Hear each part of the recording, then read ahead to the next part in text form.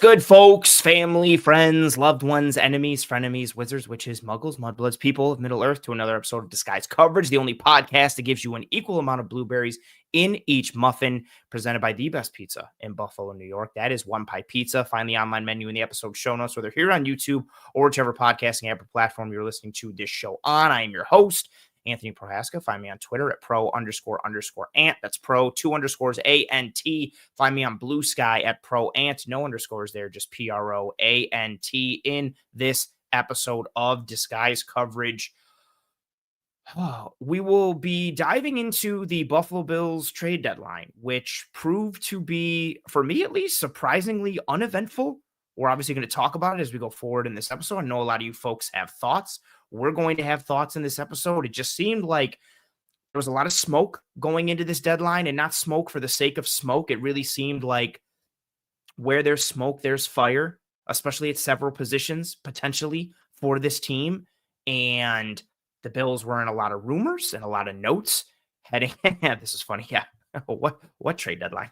Yeah, the Bills were involved heavily in a lot of rumors going into today's trade deadline throughout the morning, throughout the afternoon, and then kind of just waited for the other shoe to drop, and that shoe never dropped. And so this episode, we are going to dive into essentially, the lack of activity, the sleepiness at the deadline for the Buffalo Bills, talking about this deadline and how you would categorize it as a failure, what moves we wanted to see that didn't end up coming to fruition, and potential concern levels going forward for the rest of 2025 for this Buffalo Bills team.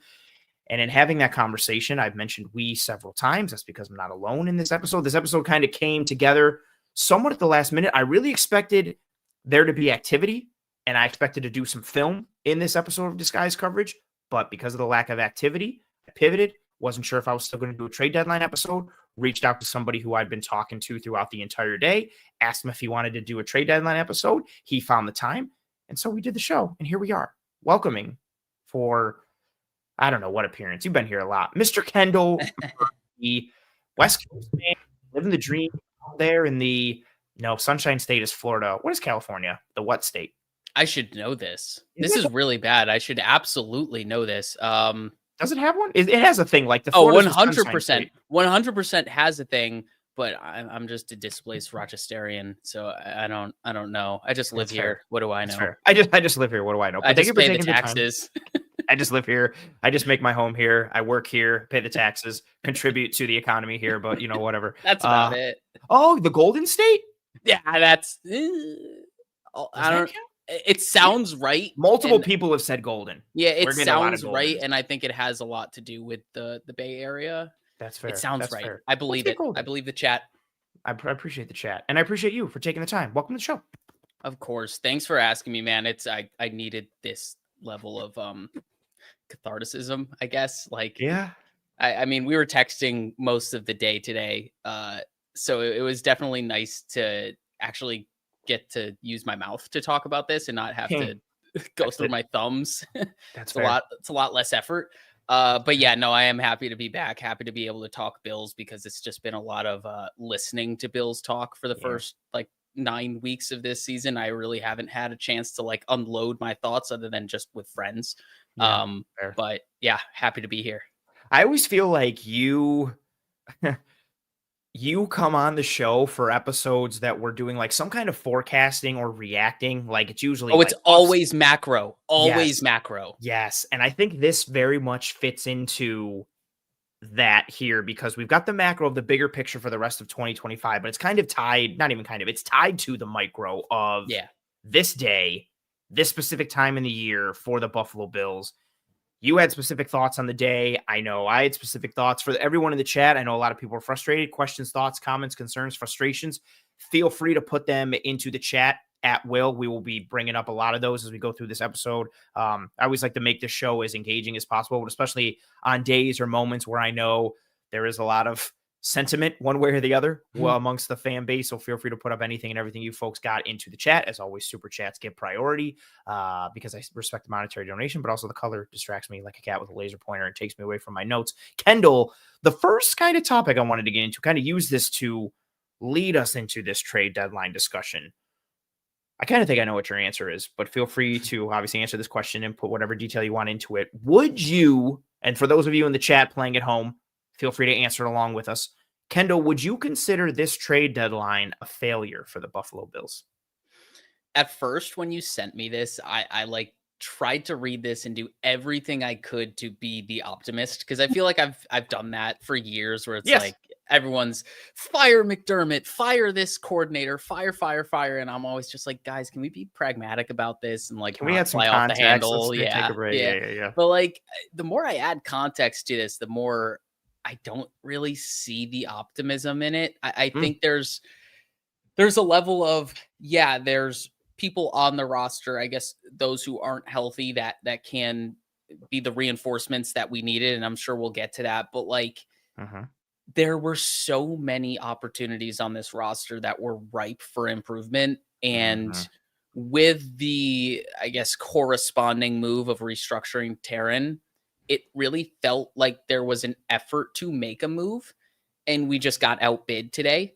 And then I keep going back to the idea of like, there's so many places on this roster that could have been had. And I think, sure, there over the last 2 weeks, I think people generally, and I'm sure the coaching staff probably feels the same, they feel marginally better, however you want to measure it, about the secondary, whether that's Cole Bishop's play, whether that's Jordan Poyer's play, whether that's Maxwell Harrison's play. Like, there is a marked difference in how this secondary has played over the last 2 weeks, albeit I know one of those weeks was an Andy Dalton who wasn't even on his game for his standards. So like, man, he threw some dimes early and then just forgot how to play quarterback. It was crazy. Yeah, it was a weird one. But like, to be fair, the Bills played a good game and they created havoc the same way they did against Mahomes. So it's like, there is a level of that. But like, I think going into that Carolina game, there's an argument of, ooh, did they make a trade for safety? Ooh, did they like make a trade for Cam Taylor-Britt, who's been a healthy scratch, and just add something to the cornerback room, just so Trey doesn't have to play so much. Yeah.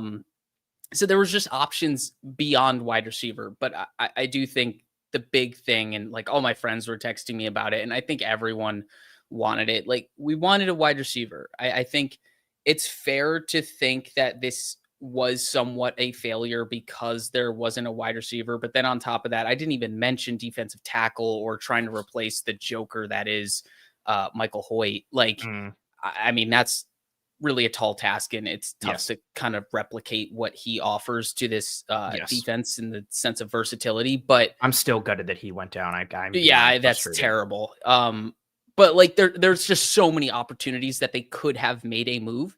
And I didn't even get into this, but I was so wrong in thinking this, and shout out to Joe Marino. But I was, prior to the Chiefs game, I was like, I want them to lose because I want them to see that they need more if they want to attain their ultimate That was goal. the silver lining in my head going into the game. I was like, if they lose, win or maybe, lose. Maybe it gives them more impetus to do a move. Like, I might kind of take that. But then he was saying, he's like, because they won this game, they should have proved to themselves that they are contenders, and to improve upon their contender status, they should make a move where there is room to improve.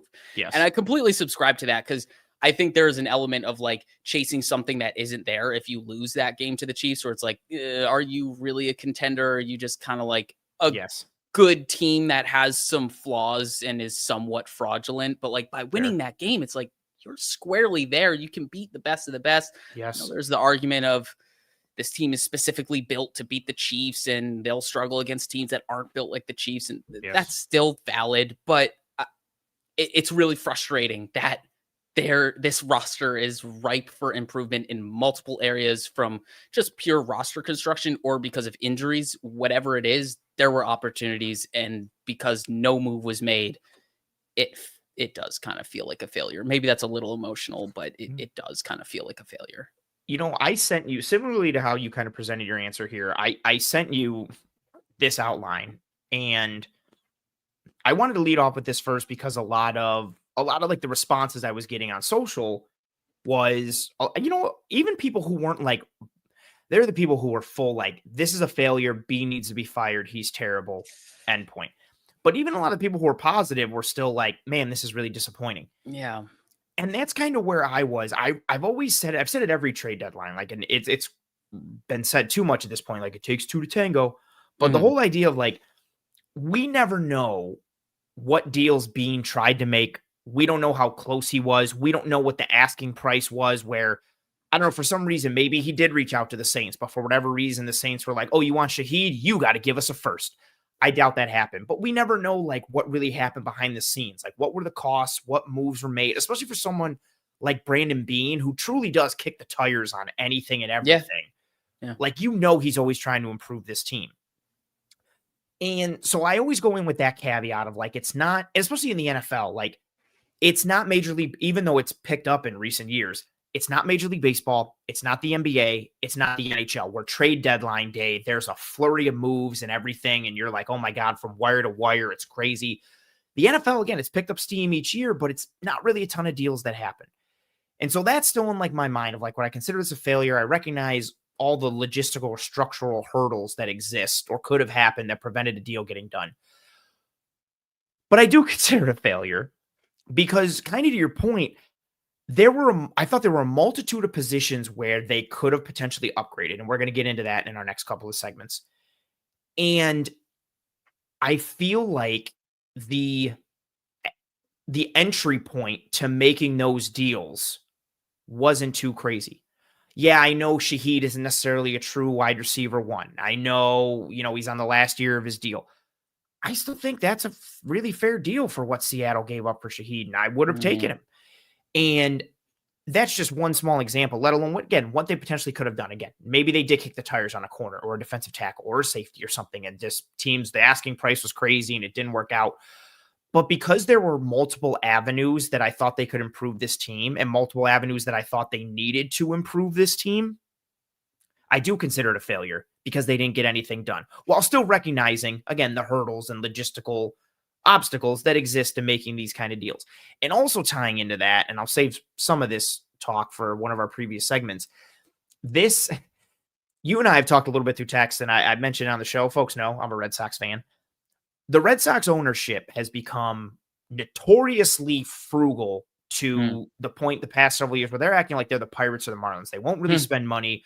The Crochet deal is, very much an outlier, not the regularity of what they've done. I'm not going to get too much into what the Red Sox are because I don't want to get too far off topic here. But for the last several years, especially this year, granted they made the playoffs, the previous year where they were looking good at trade deadline time and then they ended up faltering, they had a lot of guys on the injury, like on IR. A lot of guys were banged up. And what management kept selling everyone was like, we don't need to make moves because the guys coming back off of injury are like the trades that we're going to make because the way we're going to improve the roster. And it's like, yeah, but when those guys were healthy, you still could have kind of improved. And I understand the sentiment, but that doesn't really count. And for me, at least, and I love that point that you made that I guess Joe Marino made, that idea of, you beat Kansas City, but you did it with a lot of backups on defense, a lot of backups to the backups. You had practice squad defensive tackles playing in that game, and you had a great game plan, and you beat Kansas City. Imagine what you could do against Kansas City again, or some of the better teams, if you improved a bunch of those positions, or you worked on some of your vulnerabilities and made yourself even stronger. Yes, you can play the one side and say, yeah, you beat them with what you are currently. Actually, in a weakened state, you beat them. So if you just get healthier, you'll be fine. But imagine what you'd be if you not only got healthier, but you also got stronger, especially in a year where we're in November. We'll see what happens going forward. The AFC just seems wide open. Yeah. Like it is completely wide open. Kansas City, I still think they're the king of the mountain until someone proves otherwise. They look very vulnerable. Baltimore's been banged up like crazy and just having a Baltimore season like every other year where they get hurt a ton or they have bad luck. And then Burrow's out. Cincinnati is kind of a mess. The Colts are at the top, but like the Colts are beatable. They got a tough schedule ahead too. Absolutely. Like the Patriots are what they are, but I'm cool facing the Patriots in the playoffs. I'm not saying they're a bad team, but the AFC is wide open. And I feel like that also kind of speaks to this is kind of striking while the iron is hot. And I also just expected them to make some kind of move. You and I were talking offline. I put the over-under at 1.5 because I thought there was a good chance that you could see two moves today or more, but I thought at the very least there would be one. So yeah, I do consider it a failure. And though, again, I know, Daquan Jones and TJ Sanders and Joshua Palmer and Ed Oliver down the road and all these guys that will continue to, potentially come back. But yeah, and I don't know if it's too emotional or if it's because of the expectation I set. I do see this as a failure, and I'm frustrated because I see it that way, because logistically I usually don't. I think the expectation is actually the thing, and I feel like we say that every single time. It's like everything with this team and every way that we react is always based around expectation. Yes. There is a part of me that thinks that they were trying. I think Bean acknowledges where this roster is and where this franchise is in its timeline, in its lifespan, and how integral draft picks really are. Yes. And I think there was a part of this that he was trying to unload people like Curtis Samuel, and no one was taking it. Right. Like, I think there's a part of this where he's trying to include players in the trade. And it's like, the Bills don't really have attractive players that we are willing to trade. I think there was a time and place where AJ Epinesa could be part of that conversation. But I think given the way the season has played out, whether it's injuries or just how Epinesa has played, I don't think he's someone the Bills want to get rid of anymore. I don't think where that might have been in July is completely different from where it is right now. So I wonder how much that came into things where it's like, I don't want to get rid of draft picks. Like, how gun shy is he after getting rid of a third for Amari Cooper last year? Fair. And then how gun shy is he for walking back his take from the summer on the wide receiver room? Like, there's a lot of elements here where we just don't know how it played out. The same way that you said, we don't know what these negotiations were like.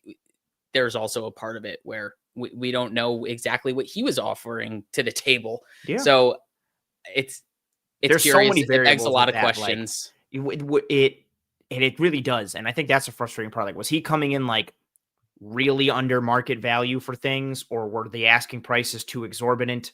I think exorbitant's the right word there. Like, were they too rich for his blood? And was it the type of deal where, we could see behind the scenes, it was like, oh, I understand why he didn't make any move. Like, those 4 offers on the table were heavily in favor of the other guys. And I don't want them to make a trade for the sake of making a trade. Right. I mean, you and I first bonded over our love of the NFL draft. So I want as many picks as possible because I want a ton of shots at the dance and dart throws that is the NFL draft.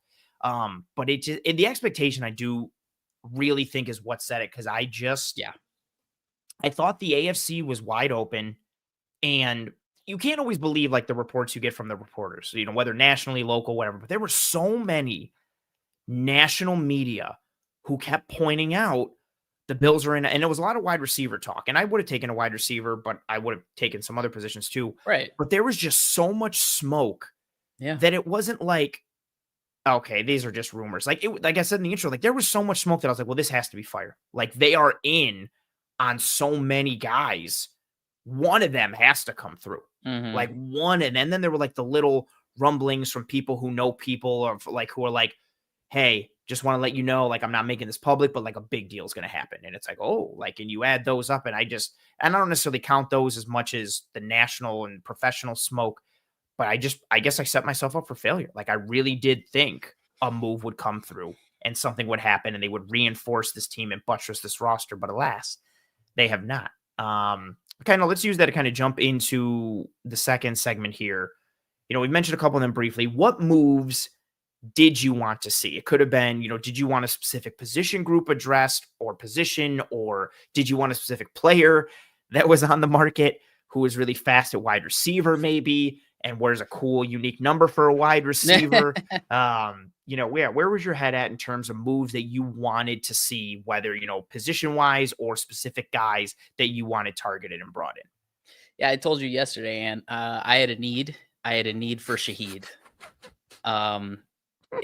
We didn't get Shaheed. I gotta say, man, like, and for real quick, for those who don't know, he went to the Seahawks for a 4th and 5th round pick in the upcoming draft. Yeah, so that was exactly what I was going to get to, is the compensation. Like, I think coming into this trade deadline, Sure, there are a lot of names like you just mentioned. Oh, the Bills are connected to this guy, this guy, this guy. Like there's smoke here. You could see this being real. But when push came to shove, like the Bills only had so much cap space. Mm-hmm. The Bills only realistically, even my comments on Bean's comments from the summer, I don't see them making a big splash at wide receiver because that's really walking the take back. Oh, absolutely. Right. So it's And like, honestly, doesn't make too much like I would love a true one in this offense, but I also yep, understand the need for not spending on that because you yep, are a run first team based off of exactly. heavier personnel, formation, and alignment. But again, that also is kind of like why I wanted a guy like Shaheed because I thought his skill set was the perfect skill set to elevate the room while still being a run centric offense. Continue. I'm sorry. Exactly. So that's the thing. Like all of these names were on the table. But once Shaheed was taken off the table, I was trying to find a pivot at the wide receiver position. And I'm like, just nothing's realistic here. Like, I don't think there's anything realistic. They're not going to go after Calvin Ridley. That number's too high. And just to get Well, that yeah. number down, they're going to have to give more for the Titans to take on that salary. And then BTJ, that's way too much draft capital that it's going to take to get Brian Thomas. I don't also think, thought with the Brian Thomas conversation, so many people were like, yeah, he's still so young and so much upside and this and that. And then I was like, on the other hand, I was like, so why would the Jags trade him? right. Like, why? I don't It would think you're literally getting just be a regime thing. That would be correct. the only reason. And you're still not gonna. They're not gonna give him up for. Nothing. No, Yeah, you're gonna give would like a be. one or I a think the two or report was multiple twos. two ones was I think the report, Yeah, probably unofficial report that came out. But yeah, yeah. like the Bills were never going to do that because, like I said, that's like really walking the take back Mhm. that Bean had in the offseason. So like nothing felt realistic. And to your point, like would I have loved something like Chris Olave? Yeah, it would have been great, but it takes away from the entire philosophy of what Mhm. we've built here, where it's like we're building this wide receiver room in the aggregate. And the second you get that guy, he's going to demand targets. I mean, Mhm. Olave is what, top 3 right now in the NFL in targets. Yeah, it's crazy. And Um, like a super low, like average yeah, depth of target. Everything is like super tiny, and he's turned into Wandale Robinson. It's dude. weird. He every game he's got like it's like 10 catches, 84 yards. It's wild. But that's kind of the thing. It's like you have to match this with the philosophy of the offense. And I think the perfect cross section of what the Bills needed, they needed verticality, but they also needed someone who could separate against man Mhm. at all levels of the field. Like he has the agility and the speed to do Mhm. so. So it made sense. And then on top of that, the compensation wasn't too crazy. You said fourth and fifth. Like, sure, the Bills throw a fourth, fifth, and a future sixth. Like, technically that's a better deal. They're getting another draft pick and Yeah. it's not too crazy expensive. So it's like, I really would have liked to see that. And then I think the other one would have been Draymond Jones sneaky. I didn't think about it Oh, until I saw the trade. But then I saw the name and I was like, wow, that actually makes a lot of sense. One, for the Ravens, good deal for the Ravens. yeah. But two, he's a very versatile player on the front. Like he doesn't fit the traditional front that the Bills play, but when they lost Hoyt, it kind of makes sense in a way where Eh. he does some interior rush, but he's one of those heavier guys. So like sometimes he lines up on the edge. He's typically more of an odd front player. But if Mhm. you wanted to get creative with your fronts, as the Bills were trying to do, um, he was someone who could do some of that stuff, but I don't think he was ever going to be like dropping into coverage the way Hoyt Yeah, could very in true. theory. So like there was going to be limitation, but he could in theory give you some help on the interior, but also give you some versatility on the front, which I thought was appealing. And the compensation, what was that, a conditional fifth that could turn into a fourth for Draymond Jones? Yes. So like I thought that was reasonable. Like that would have been I like it and it's at a position of need. Mhm. So yeah, I guess the conversation there turns to like, what do you think about the reinforcements? So is that worth it? Like we know we have Sure. so many guys coming back. Like if Daquan comes back, we need him less. When TJ comes back, like we want TJ to get time on Yeah. task. True. So there's a conversation there to kind of layer that whole thing. But it really starts and ends with Shaheed because it was the perfect cross section for what this team needed, what they would have to give up to get him, and what he could do for the missing pieces of this offense without taking away too much from what the offense already does well. That's fair. That's fair. I'm going to grab this super chat real quick because I wanted to super chat, but also it fits perfectly in. Thank you very much for being here. Thank you very much for the super chat. The comment is not even mad about wide receiver. It is what it is, but we are an injury away from relying on practice squad D linemen bringing us to the promised land. The D line one, I think, is so, I'm going to speak about that in a minute. Like the defensive line one is so, I don't want to say like threading a needle, but like you have a need right now. Mm-hmm. But like on the interior mostly. But how much are you going to have that need like 3 or 4 weeks from now? You know, like Right. once Daquan's back, once TJ Sanders is back, like you're hoping to get Ed Oliver back come playoffs. But once you get Daquan and Sanders back, you're really only missing Ed Oliver. Mm-hmm. Now, I can understand the conversation piece because it's like, well, next year, Ogunjobi's gone. Daquan is it. Ogunjobi and Daquan are both UFAs next year. But then you're still sitting there with like Ed. You've got Deion Walker. You've got TJ Sanders. Like you've got, in theory, like a solid top 3, depending on what you think of TJ Sanders. Mm-hmm. But I think like this comment is fair. Like the injuries that could potentially happen on the defensive line. But then I'm also like, okay, so how much are you going to give up for kind of like injury protection if you're kind of paying for a safety net more so than anything? And I knew that's where like defensive line was muddy. I wanted some reinforcement up front, but I could understand them not because of the guys who are potentially returning, what you've invested there already, cap space, draft picks, what you have, what you don't have, all that conversation. But I think this is, a fair point, and I appreciate you making that. Thank you very much. But receiver is the one for me, even though, Mr. Yanni wasn't mad about wide receiver. Receiver for me really was the one that I thought was most realistic just because of what you've gotten at that position now. And I know Shaheed was a UFA or is a UFA next year, what the Seahawks gave up. But yeah, I just thought it was a low risk investment. I also personally thought, in watching his tape, I was talking to you today about it, or maybe the day before, I don't remember. Like he's obviously a vertical threat, and everybody knows that. The verticality, the speed. But he's good at using that verticality to like snap routes off and find space in the intermediate and the underneath. He had a route against the Giants John Brown. earlier this year. Yeah, fair. He had a route against the Giants earlier this year where he's in a stack and Giants are in man coverage, and he sells like he's running a slot fade, and he outside releases, hits that next gear, gets the corner to turn up field, and then he just slams on the brakes, snaps it off, and runs like a deep stop route and is wide open. And I was just like, ooh, like it was the gear change with the sticky feet and the separation. I was like, oh, so like some underneath stuff in addition to just the deep threat stuff. And I thought that was just such a good fit, potentially low risk, low cost. Again, we talked about what he ended up going for. And I know Bills aren't loaded with picks next year like they were, actually the past couple of seasons where they've had like 10 picks each year, it feels like. But I still think something needs to be done at receiver. And I know Palmer is coming back. I just have this big fear, and maybe this is just paranoia that exists within me. I just look at the receiver room and I think when you are going to face those better teams with the corners, with athletic corners or teams that are just confident in their dudes over the top and on the outside, sooner or later, you are going to have to win on the outside and you're going to have to win vertically. Now, you and I were talking about this, I think earlier. I don't know if it was earlier today or yesterday. Everything is blurred into one day. We were talking about, feeling better about the offense after the Chiefs game. If they can continue to create explosives from heavy personnel like they did against Kansas City, my concern at receiver starts to dissipate a little bit. If you can continue to get shots with heavier personnel, which is something we've clamored for years, ever since they brought in Kincaid, I am fine with the receivers they have because I think Palmer can do enough. Shakir, you can spam balls to Shakir all day. Coleman, we'll see. Samuel, I think, is good for 1 to 2 deep shots, maybe a game. Maybe Elijah Moore fits into that boat. But if you can create explosives with Kincaid and Knox, even Hawes at some point for like a little tight end leak or a delay, and he catches something around the line of scrimmage and goes for 12 to 15 yards. If you can keep creating chunks out of heavy personnel, I'm somewhat okay here.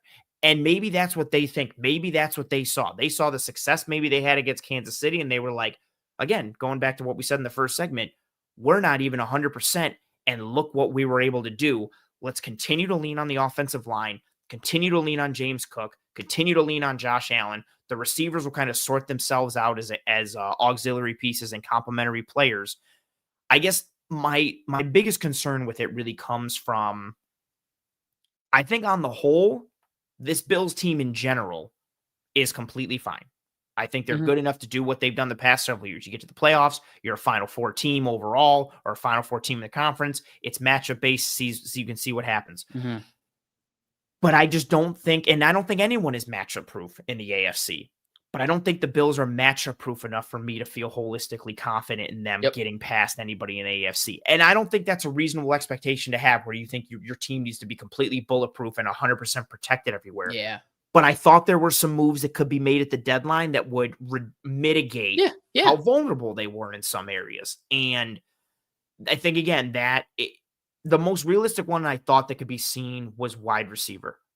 Just because of, again, I really wanted Cam Taylor-Britt, especially a couple weeks ago, but then Hairston came back. He's looked good. Fingers crossed, no jinx. And I was like, okay, they're probably going to roll with a platoon of Hairston and Trey.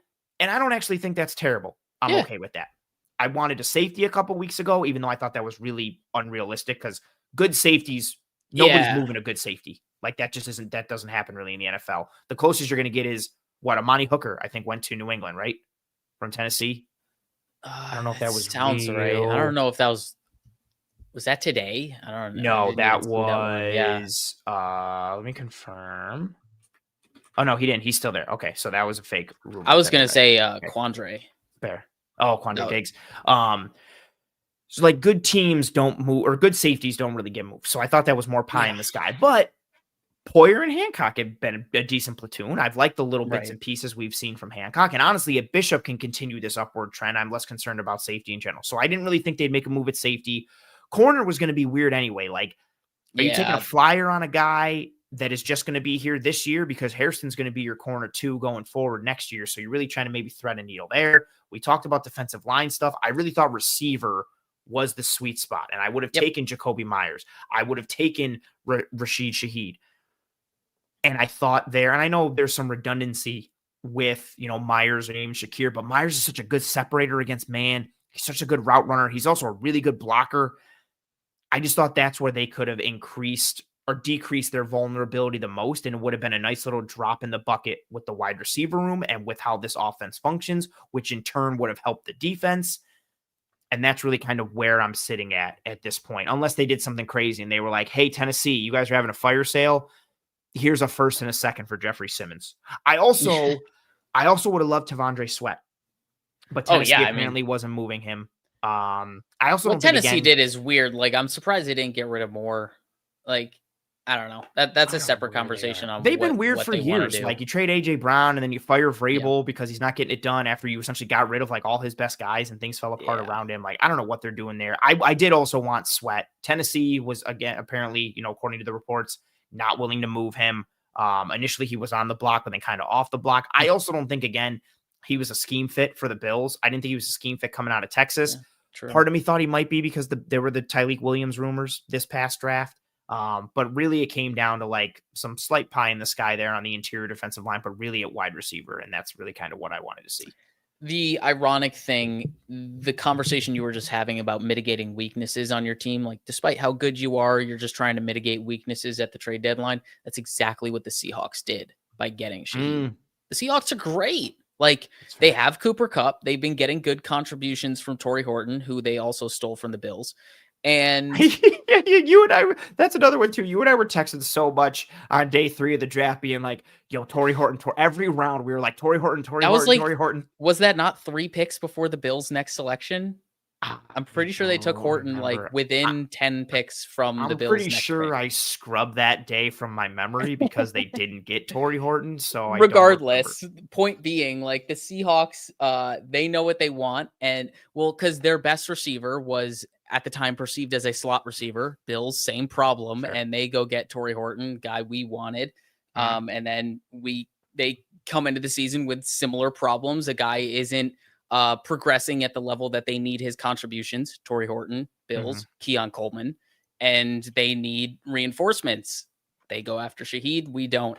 And on top of this, I just looked this up. How poetic would it have been for the Bills to restructure Taron Johnson, only to use that new cap space to trade for his prior teammate at Weber State, Rashid Shaheed? Oh, nice call.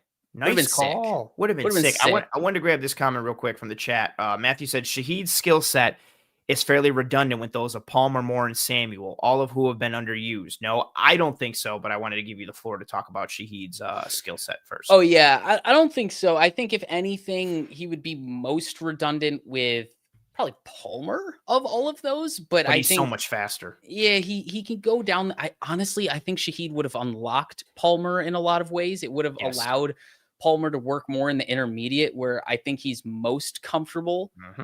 He can do stuff deep, but like I think he's at his best on like deep ins or just anything really in the 10 to 19 yard range. And then Moore and Samuel, I mean, based on the offense and how they're being utilized as gadget players outside of, I guess, what we saw this past week from Moore. Apparently he was getting some more deeper routes called for him this past week.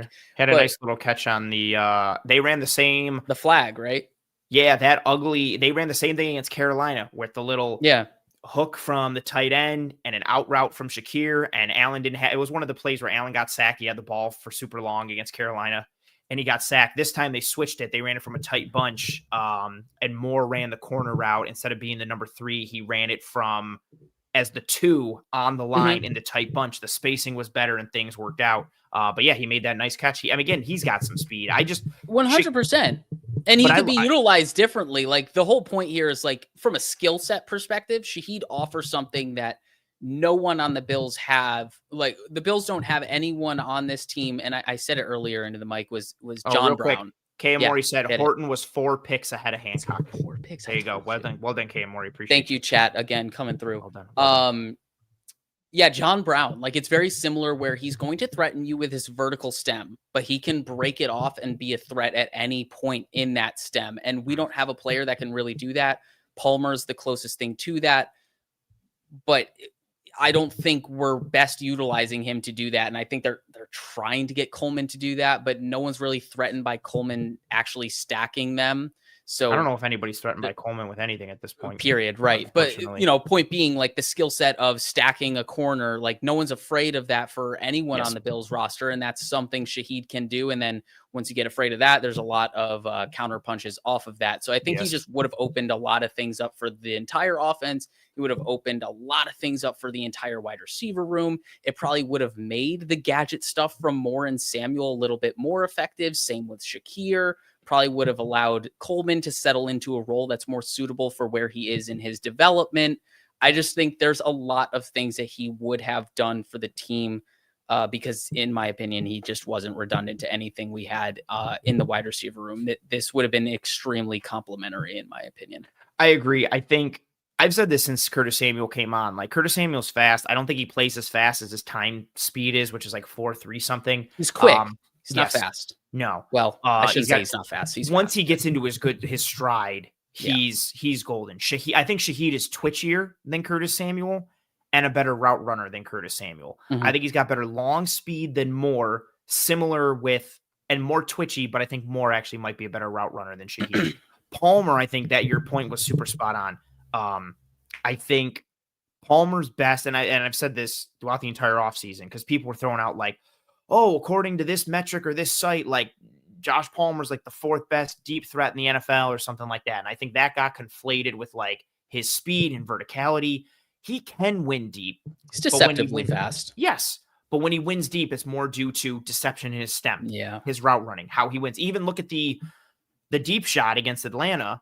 That's more concept than anything.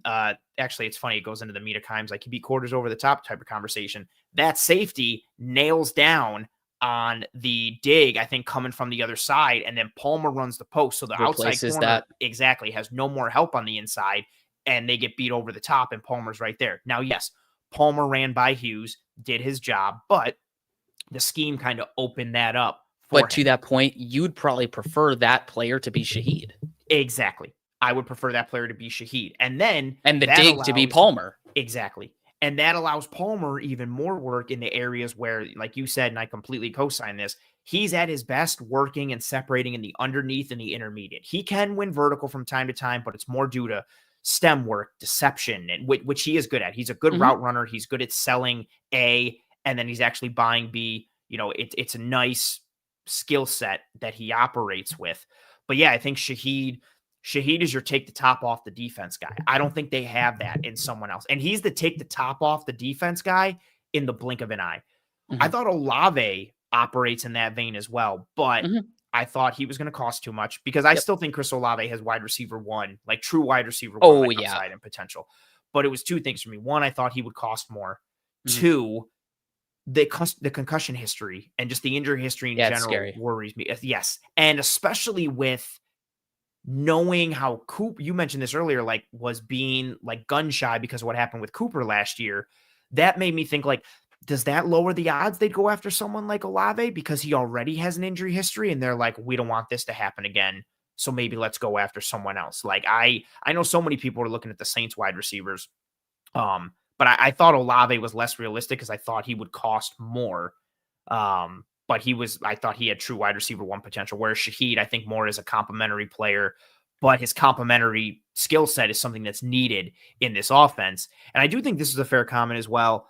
From Sespenar, we said, but is Shaheed worth a third and a fifth/6? Because if it's a fourth and a fifth from both, you would take the Seahawks' picks every time. In theory. Yeah, in theory. I think that's a fair point as well. Again, that's also part of what like goes into what I said in the beginning of why it's I do think it's a failure of not getting things done, but it's also tough to call it that because again, you offer A and another team offers A. If you and another team are both offering the same picks, the receiving team is going to be like, well, who's worse? Who do we think is going to crumble? We think those picks are going to be better, so we're going to take that one. So yeah, hey, Buffalo, you're willing to give us, a fourth and a fifth.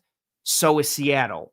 But Seattle's fourth and a fifth is probably going to be better than your fourth and a fifth. So do you want to give us Seattle's playing really well right now, and that's what's making this whole conversation tough. Like when I look at this and I see what Seattle gave, and I see how Seattle's cooking right now. Seattle could go to the Super Bowl. They're not healthy on defense, and they've been cooking. Very realistically could be the representatives from the NFC.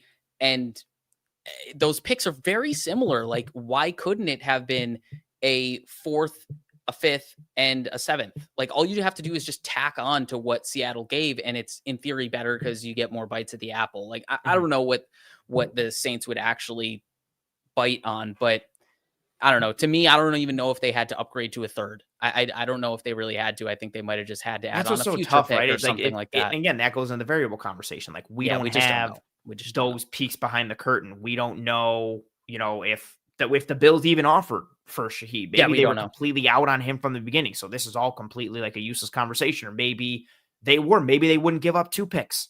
Maybe they were like, we're only going to give a fourth, and that's it. And then Seattle came back and was like, we'll give a fifth as well. And maybe the Saints came back and were like, hey, we got a fourth and a fifth from Seattle. What do you think? And the Bean was like, no, they just couldn't. That's too rich. Yeah, we're out. It's understandable. One thing we haven't even touched on, not to even like pile on how much this hurts, but Shaheed also offers stuff as a returner. And the Bills are trying to find how to be more efficient with their roster spots. And they don't know what to do with Codrington because he's just a returner and can't offer anything on I didn't think he would make the roster because of that. Like I thought they would do they're trying to do everything they can to be efficient with that returner spot. They want more than just a pure returner. Yeah. He offered that, but just couldn't strike the balance, couldn't get the right deal. Or didn't offer the deal for all we know. Yeah, maybe offer it. Yeah, I really just thought he would have fit the bill as vertical presence, take the top off, separate on the outside as well, separate on a bunch of other things, and really kind of open or expand the offense a little bit more. Granted, it's probably going to be a 1-year rental, but maybe he's sweet and you sign him. Could have re-signed him, man. It's on the table. Like it was on the table. Because you are sitting here, and I've done this so many times and have forgotten about it each time. You're sitting here. Curtis Samuel is under contract next season as well. But if you a pre-June 1st cut, you have a dead cap of 3.4 million, but you save 6.2.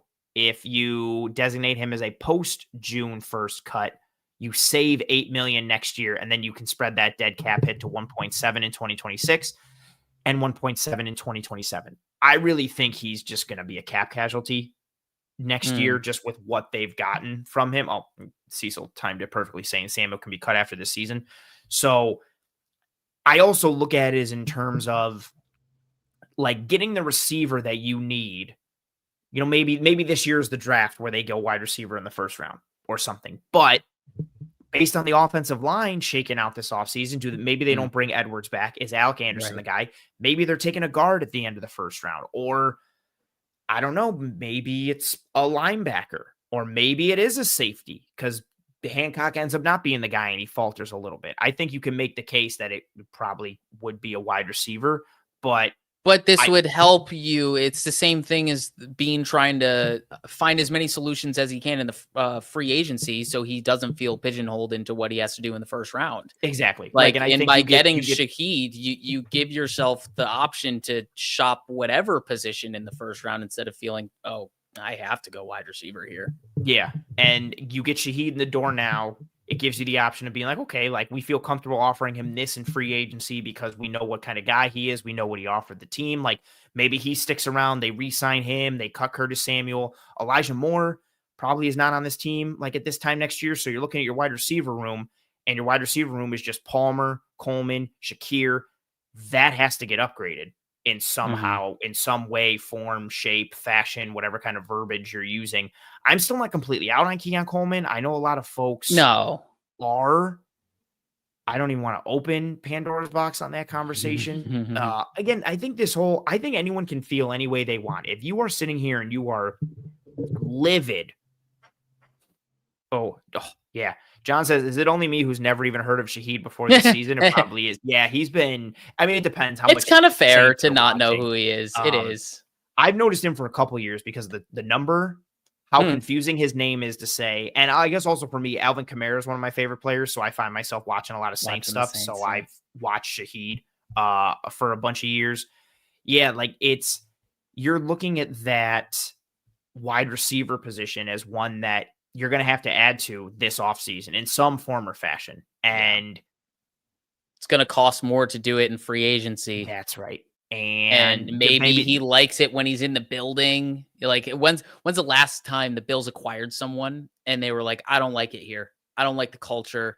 That's true. It's been over 5 years at minimum. Like getting someone in the building almost gets you a guaranteed discount to some extent, just based on culture. Even the whole like Joey Bosa thing, like how much he loves it here, and he's talking about it a bunch. Very real possibility that if the Bills get him next year, it's at a number lower than what he would sign to go elsewhere. I've been thinking that lately because my whole stance this entire year coming in was like, 1 year. Bosa's probably a 1 year deal, right? He either gets banged up again, and you're not buying that again, or he balls out and he goes outplays it, outkicks the coverage. Yep, and kicks and then signs a 3-year, $40 million deal somewhere else. And you're like, all right, cool. Like, we can't afford that.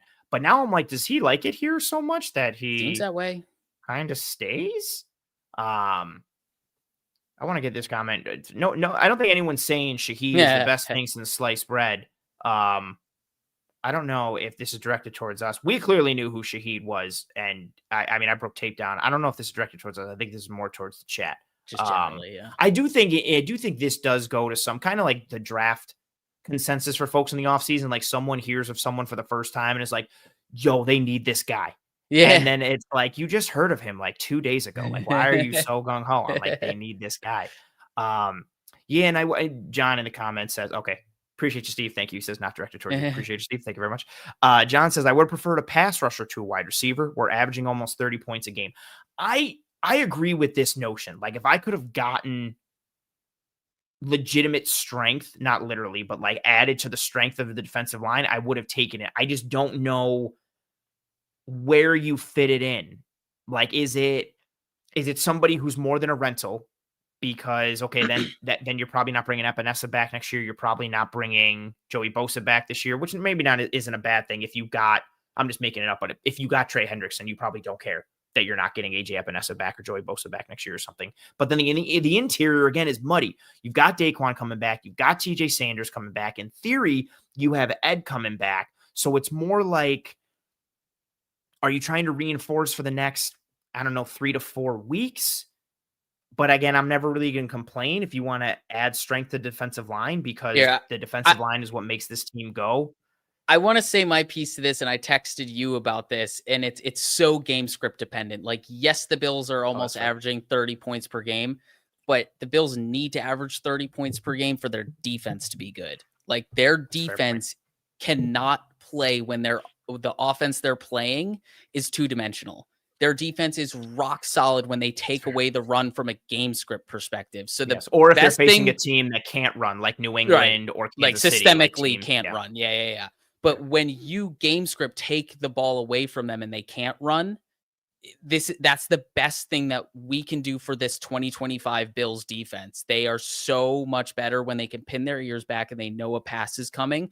And the best way to do that is to get early leads with the run game or the pass game, being two-dimensional on offense. And that actually, the game script component also speaks to the offense, because this team is run first on offense. Yes. So I know getting a wide receiver doesn't make sense, but it plays into this mindset of, okay, it keeps us two-dimensional. If we run the football really well and they throw a counter punch, they want to throw cover one man at us, we have a man beater now to beat that. We throw the counter punch and then we can get back to the run game, or then we get back to the run game and we can throw play action shot play. Like, getting a wide receiver helps the game script on both sides of the ball and creates a complementary piece to the entire team. So to me, I guess it in a roundabout way helps the defense. Yes. And honestly, I like my wanting for a wide receiver. Yeah, I actually don't think I said it on this one. Yeah, good point from Joe. You're saying, yeah, we also don't play well from behind. And then Bob saying, hence the defense's performance versus KC, they really didn't have to worry about the run. And even within that, Kareem Hunt busted off like multiple explosive runs, which was so annoying. Really successful. Slow. Their success rate was really high. They just, didn't want to run. Yeah, they, for whatever reason, but kudos to them for losing that game. My want for a receiver at this point is just to keep defenses honest. Like, I'm trying to prevent defenses from being like, here's 8 and 9 guys in the box, because we're not afraid of anybody on the outside. And our goal is to shut down the run. I'm trying to prevent what happened against Baltimore last year and what happened against Houston last year. And even what happened against New England a bit this year, where they were like, we don't think your receivers can beat Christian Gonzalez and Carlton Davis. So, yeah, they have the horses to do something like that in the second. I guess they're safe. And then for them, you've also got like Milton Williams and Christian Barmore on the inside, who are absolute game wreckers. And they also had a great game plan on top of it. They had the Bills very well scouted with their run game going in, but conversation for another time. Yeah, for me, it's really it's keeping defenses honest enough where your run game can continue to be as viable as it is. I get nervous when the Bills are only churning out 1 to 2 yards on the ground, because they're not built to throw it 30 to 40 times a game. This team isn't built to go spread. They don't have Diggs and Beasley and Brown. They're not built to live in 11 and live in 10 and just chuck it around the yard. Like, they're a run first, condensed formation, win with alignment and formation type of team, which is why if you get that little extra piece, it's like, okay, you just need to honest. Yes, just enough to keep them honest and or make them pay. And I do like the idea of like, we're going to go heavy. We're going to go 22 personnel, and we're going to put Shaheed outside. Yep. Can your corner run with him? Because we're sending him. And if you're going to sit there and play single eye, we think he can split that too. Or you're going to take that corner and that post safety, with him, because you're nervous about that threat or something. He can change the math or put a little bit of fear into your heart. Not a ton where you're completely rejigging the offense and the defense is rethinking their entire, life philosophy, but enough to potentially keep you honest. And that's such a good way to put it too. Like, I wanted them to do something today that could reduce how games, again, you and I were talking about this, I think yesterday. Yeah. I wanted them to do something that would reduce how game script dependent they are on both sides of the ball. But it's my biggest fear about this team. That is, especially on the defensive side. I said it last year. I said it this year. Like, their best friend for stopping the run last year was game script, getting opponents away from the run game and or using, heavy boxes and numbers to kind of gap out. But this year, that wasn't working because they were not working from a gap integrity standpoint. They've gotten a little bit better. But yeah, game script is still very important. And I was trying to reduce that because, again, I know this isn't fair to judge a team off of one game. But if you get the wrong game script in the playoffs and for that one game, it's one and done. And I hate that notion. So I'm trying to make this team as impervious to everything as possible. And that's what the Seahawks did. That's what the Seahawks did. Make yourself as game script invincible. They are so similar to us offensively. Like, they love to live in heavy personnels. They do so much more true under center drop back though. Without for play sure. action. It's so cool. For sure. But like from a personnel and formation perspective, it's very similar to what we're trying to do. And it's like establish the run and then beat you with play action shot play. I guess the Bills don't really do the play action shot play as much, but they should more. Yeah, that's a different conversation. But like what they want to do, it's very similar to what the Bills want to do, and it's ironic that they went after the guy that we wanted. Yeah. Oh, there's a good point from Charles as well, saying the Bills defense needs turnovers to force that game script. Yep, they are still they are still. It's similar to last year, right? Where they are, especially from a run defense standpoint, but they are overall very dependent on the negative play creation. It could be a turnover, it could be a tackle for a loss, it could be a sack. Like, they are very dependent on getting you into like negative situations. They're not that defense that's like, well, we're just going to stop you over and over again. We're going to force some punts, shut you down on third down. They are still dependent on turnovers and dependent on stuff rate and, you know, the toxic differential type of plays. That's a good comment there from Charles. Kendall, this last segment here, your concern level for the roster going forward. We've talked about it a little bit. You know, obviously we wanted some things at receiver. We would have liked some things, you know, and other people in the chat would have liked some other things on the defensive line, knowing that, okay, you've got Daquan Jones coming back. You've got TJ Sanders coming back. Ed Oliver potentially probably comes back first round of the playoffs. Josh Palmer comes back at some point for wide receiver. Do you have a concern level? Let's play a number with it. 1 to 10. 1 is you are not concerned at all. Everything's going to be golden soon. 10 is everything's on fire. I'm super frustrated. Send this team to the moon or jettison them into the sun. Where are you? I think I'm at about like a 5.5. Okay. I wanted to go 5 flat, but I think the half gets built in because of the small sample size we've seen from Hairston. Like, it's really been great. The impact that Poyer and Hancock have had on the defense. It's been fantastic, but it's been a small sample size. So I can't like, it doesn't build enough confidence for me yet, just because I need to see a little bit more time on task for it.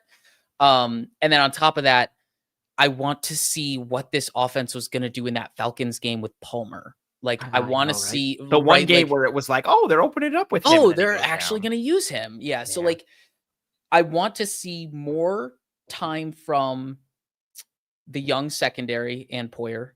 And then I want to see how they plan on utilizing Palmer, because Palmer is a big piece to this idea that the wide receiver room is fine, right? Like, yes. As we sit right now, like, I feel fine about the wide receiver, but that's in concept of what I think they can do with Palmer, what I think he should be utilized as. All of this is based on concept, and we haven't really seen it yet. So that's kind of why right now unfortunately it's 5.5. I wish I could go down to 5 flat, but they're just honestly like one good week against the Dolphins. And I know it's the Dolphins, but even if they show it against the Dolphins and in subsequent weeks, like, it'll just keep creeping that number down. Cause I do feel good about what the healthy defensive tackle room will look like. Like, I guess good isn't the right word, but again, fine, right? Fine. Like, I'll feel fine about it all. And that's where it levels out to like 5. Like, there's enough pieces on this team. We know this isn't like a superstar roster. It's 3-4 superstars and the rest are not middling, but above average players. Nothing like really, really star worthy, but above average players. So we're never really going to be blown out of the water by personnel with this team, but I do feel fine about the roster. I'm hopeful about what TJ Sanders can do coming back from his injury. I loved where Daquan Jones was this year before that injury. So I like what we're going to get from reinforcements. I think a big piece to this is actually Landon Jackson with the Michael Hoyt injury. I mean, we've gotten nothing from him this year, so it'll be interesting to see like how that actually progresses. But yeah, 5.5. Like there's still questions, and I need some more sample to feel more and more comfortable as weeks go on. I hate that I proposed the idea of answering this in a number and that you did, because I have no idea what my number would be. I set myself up for failure here. Yeah, you really should have thought that through. I really did not think that. This is horrible, horrible foresight on my part. Here, I'm in a similar range. Like my concern level, again, 10 is being like I'm super concerned everything is on fire. 1, I'm not concerned at all. I'm probably at a 6 or a 6.5. More concerned than you are not concerned. Yes. The general rule here. Because when everybody comes back, the concerns that I had before the season that were already manifesting when those guys were healthy, those concerns are still going to be there. Like, I love your point about Daquan. I think Daquan Jones is at a sneaky, underappreciated year, even with all the struggles against, like, the run. Him bumping over to 3-tech and playing a good, disruptive 3-tech in Ed Oliver's stead. I can't. There we go. Back in focus. I think it's something that hasn't been, like, talked about enough. I'm excited to see him come back. TJ Sanders, when he was in, I was slightly underwhelmed. I don't think he was having a particularly strong start to the season. I also don't like that, knowing when he comes back, he still needs time on task. Right. Like to improve. But in theory, no disrespect to anybody, I would definitely rather have him than Jordan Phillips and Fedarian Mathis. Mathis has had a couple flashes, but not good enough. So I think the floor gets raised.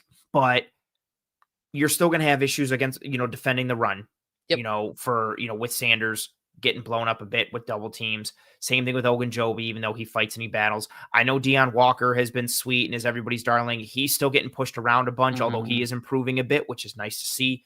So I'm still going to have concerns about the spine of their defense against the run. Like when Daquan comes back and Sanders comes back, that's not going away. I'm still going to have concerns about the spine. We haven't mentioned Shaq Thompson yet coming back. Oh, that's a fair point. I am interested. I liked what Dorian brought against Kansas City. They were using him as that odd mirror spy. And I wonder, do they supplement some of the Michael Hoyt stuff with Dorian Williams? We talked about this on text. It's interesting. It's not a 1-for-1 replacement, but it is interesting. He's got athleticism. He's got length. He's got violence. I like the idea of using him as a heat-seeking missile to just spike tackles and clean up, clear space for Bosa or Epinesa or Groot. Solomon did a couple fun things, in that spinner type of role. So maybe they can cobble it together a bit. But yeah, Shaq Thompson coming back. I think he raised the floor of that linebacker group, especially, if he's going to go in on base looks or if any. I just expect at some point Milano and or Bernard are going to go down again. I don't know when. I know, right? I don't know for how long. I don't know if it's going to be for a half or a quarter or multiple games, if it's going to be regular season, if it's going to be the playoffs. At some point, they're going to go down, and I want Shaq Thompson there. So I feel better about that. And then receiver, I'm excited to have Palmer back.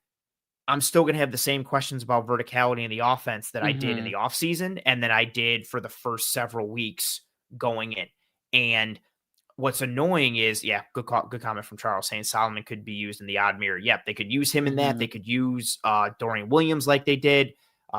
Williams, again, played good in that role. His length and speed and violence really plays well in that package. Good comment. I think it also mitigates his processing issues. Absolutely. Just to put him up there. It's very just see ball, get ball. Hey, dude, you're gonna sit at about 1 yard depth from the line on the snap. You're gonna stay there. You're gonna wait for the quarterback to leave a spot, and then when he moves, go get him.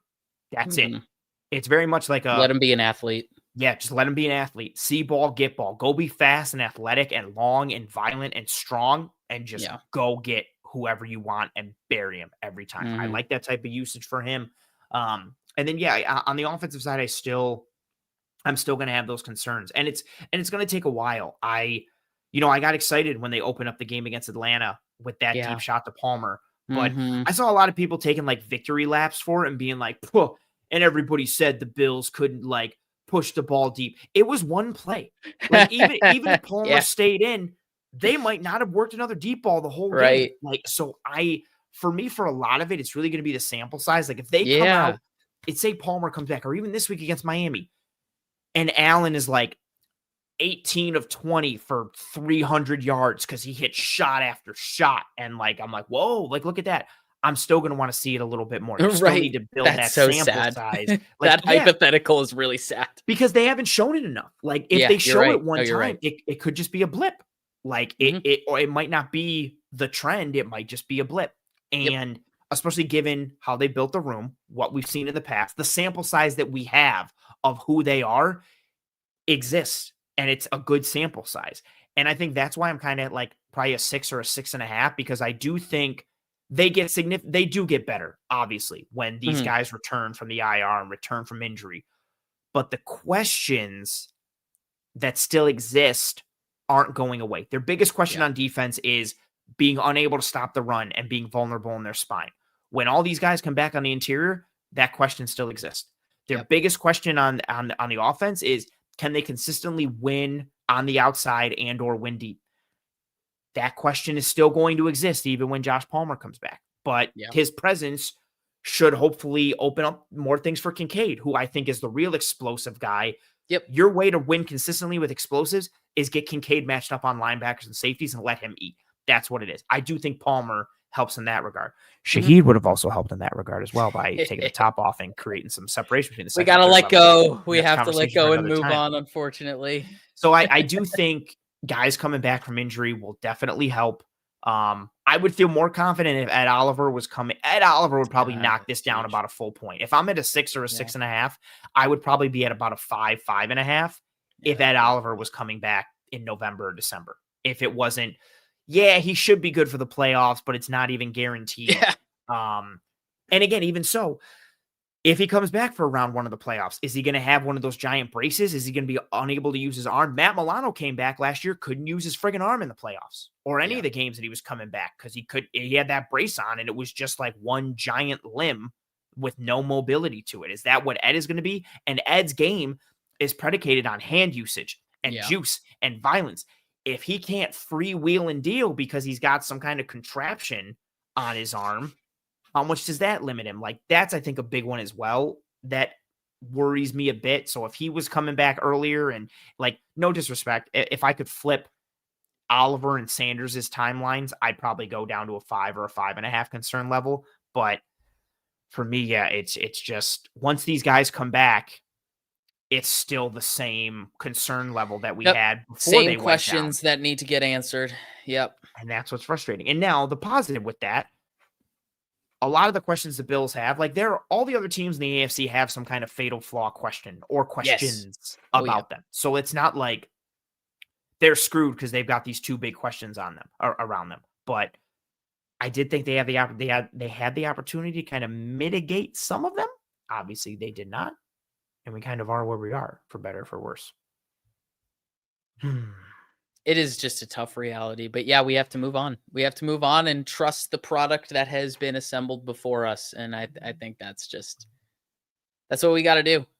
We just got to hope that they keep incrementally improving as they have through the year. Which is possible. Like, I don't think everyone's developed in their own timeline, but the team as a whole is better than where they were after week 4, right? Yes. Like, I know they took the lull in the middle there, but even before the lull and look at where they are now, they're certainly playing better football now. So absolutely, growth isn't linear, as we always say, and we just kind of have to keep riding this wave and trust that process. Joey says this comment here. He says, wait till the Texans defense gets a hold of this dink and dunk offense. It's going to be bad. I am very interested. Stingley is arguably the best corner in the NFL. He's right there with Pat in terms of that conversation. Kamari Lassiter is also nasty. I am very interested to see what the Bills receivers can do against Kamari Lassiter and Derek Stingley, and then combine that with arguably the best defensive end combination in football with Danielle Hunter and Will Anderson. I think it's so funny too. And Bullock and Petre too. Oh yeah. I have never, Jalen Petre is a guy that for whatever reason, I have never been as high on as a good consensus. No, but he adds to their juice as a team. Like I mean, the technical side can be a different. He misses tackles all the time and like cover stuff, but he's got juice. He flies around. Bullock's a good center fielder. You can do some stuff with him. Like they complement each other really well. Yeah. And like I don't know. That game is entirely dependent on game script and establishing the run. If they don't establish the run, that's where Shaheed was needed. I do not want 3rd and 7s, 3rd and 8s, 3rd and 9s, and the Texans are like, cool, lock everybody up in the outside. Daniil will go hunt. Just get it. Just go hunt. And do what they did last year, and then playing their cover 1 games on 3rd downs, letting Alshire. Yeah, who's dirty and not like he's dirty, like he's a scumbag. No, he just plays really hard and doesn't have any limits. No, yeah, like he flies around and is that guy who's going to make questionable hits and is kind of like dirty, but he's also like just violent all the time. So you're worried about him. Yeah, I like Henry To'o coming out of Bama, and he's been improving every year. Like he's violent too. Yeah, their whole defense is just made of velociraptors, and they've got a great corner tandem and a great edge combo. That's a big one for me, especially knowing that it's. Let me look it up. Yeah, it is on the short week. Right? It's on a short week. It's Miami this week, Tampa the week after, and then they're at Houston on that Thursday night. So they play Tampa on Sunday the 16th, and then they're in Houston on Thursday night 3 days later. So you're in Houston on a short week. What are you going to do against one of the better defenses? At least they played them last year. If they didn't play them last year, my God, preparation would be ugly. I'm very interested to see that. How do you deal with Stingley? How do you deal with Lassiter? And then, I trust the offensive line to mitigate some of the rush from Anderson and Hunter, but I know they're going to get theirs. I'm really just concerned, like, is Houston just going to be like, yo, load the box? Yeah, load the box with Petrie. And then think how perfect their single high stuff works, because it's Lassiter, Stingley, and then Bullock, who is just made to be a post safety all day. Like his biggest issues coming out of USC where dude can't tackle, but he can range all day and make plays on the ball all day. That is going to be a good test. Defensive line is going to have to eat in that game because there's ripe opportunities on the other side of the ball. The defense better own that. Like Houston's O-line is not good. Their run game is not good, although maybe Mixon is probably back by then. He helps a little bit. But I don't know. No one's heard a thing about Mixon. That guy might not even be walking the earth at this point. Like it's wonky. I also think it's funny too that Daniil Hunter and Jonathan Grenard essentially swapped teams. Like Hunter went from Minnesota to Houston and Grenard went from Houston to Minnesota, and they've both just been amazing. And they're both sick. Why didn't you each just stay where you were and be sick? It's funny that they just swapped and each team was like, no, we'd rather have this guy. We'd rather have this guy. And there's way more of that in the NFL than anyone wants to admit. That's fair. Gets made, both teams prosper. No, he's better. No, he's better. They're both crushing it. They're two of the better. Yeah, I'm excited for that game, even though it'll be on a short week and it'll be tough. You know what I'm always excited for? One Pie Pizza. The best pizza. Yeah, the best pizza in Buffalo, New York. If you folks do not know, the online menu can be found in the episode show notes, whether here on YouTube or whichever podcasting app or platform you're listening to this show on. I don't say they're the best pizza in Buffalo because they sponsor the show. They sponsor the show because I sincerely believe they are the best pizza in Buffalo. For those who don't know, I had reached out to another pizza place to sponsor the show. One Pie got wind of that.